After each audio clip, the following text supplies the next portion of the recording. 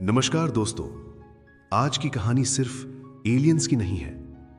ये कहानी है डर की, बर्बादी की और उस पल की जब पूरी इंसानियत एक साथ खड़ी होती है। यह फिल्म है इंडिपेंडेंस डे। फिल्म की शुरुआत होती है एक खामोश लेकिन डरावने दृश्य से।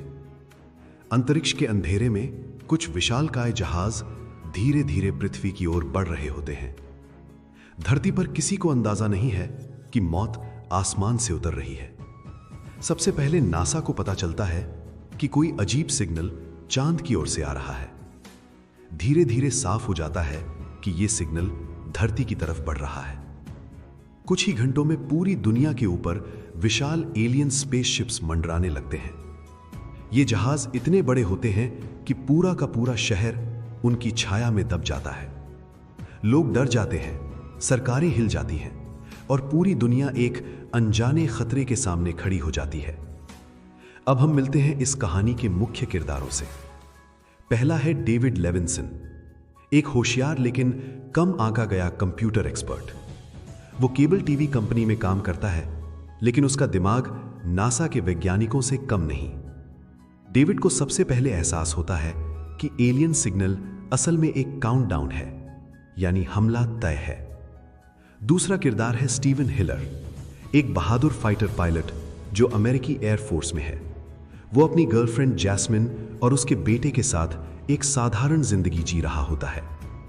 तीसरा अहम किरदार है प्रेसिडेंट थॉमस व्हिटमोर, एक ऐसा राष्ट्रपति जो सिर्फ कुर्सी पर बैठा नेता नहीं, बल्कि खुद भी एक पूर्व फाइटर पायलट रह चुका है।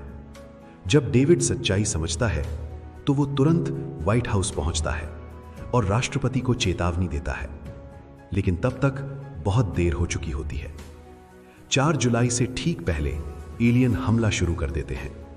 एक एक करके धरती के सबसे बड़े शहर नष्ट होने लगते हैं। New York, Washington DC, Los Angeles.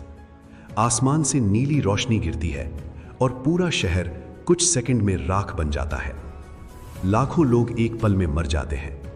धरती पर हाहाकार मच जाता है। स्टीवन हिलर लॉस एंजलिस में हमले के दौरान मुश्किल से बच पाता है। वो जैस्मिन और उसके बेटे को लेकर एक खंडहर में छुप जाता है। वहीं प्रेसिडेंट व्हिटमोर अपने परिवार के साथ व्हाइट हाउस से भागने में कामयाब हो जाता है। अब इंसान जवाबी हमला करता है। दुनिया की सारी सेनाएं एलियन जहाजों पर हमला करती हैं, लेकिन एलियंस की टेक्नोलॉजी इंसानों से कई गुना आगे होती है।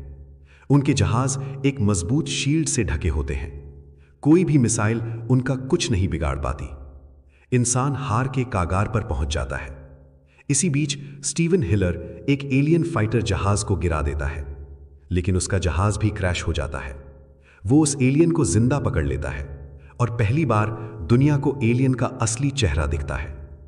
ये एलियन डरावना, निर्दयी और पूरी तरह भावनाओं से खाली होता है। सरकार को पता चलता है कि एलियंस सिर्फ हमला नहीं कर रहे, वे धरती को पूरी तरह खत्म करना चाहते हैं। अब कहानी का सबसे बड़ा खुलासा होता है। रॉसवेल, 1947। सरकार के पास पहले से एक गिरा हुआ एलियन जहाज और एक जिंदा एलियन छुपा कर रखा गया होता है, यानी एलियंस पहले भी धरती पर आ चुके हैं। डेविड और स्टीवन मिलकर एलियन टेक्नोलॉजी को समझते हैं।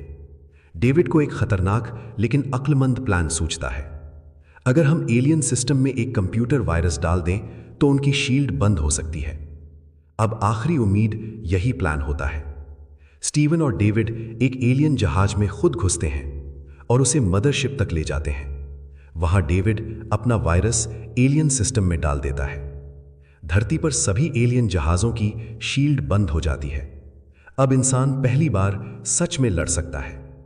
प्रेसिडेंट व्हिटमोर खुद फाइटर जेट उड़ाने का फैसला करता है। वो सैनिकों के सामने एक ऐतिहासिक भाषण देता है। वो कहता है, आज हम सिर्फ अमेरिका की नहीं, पूरी मानवता की आज़ादी के लिए लड़ेंगे।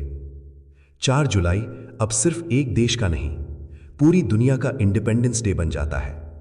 धरती के हर कोने से इंसान एलियंस पर हमला करते हैं। स्टीवन हिलर अपने आखिरी मिशन में एलियन मदरशिप के अंदर न्यूक्लियर बम लेकर जाता है।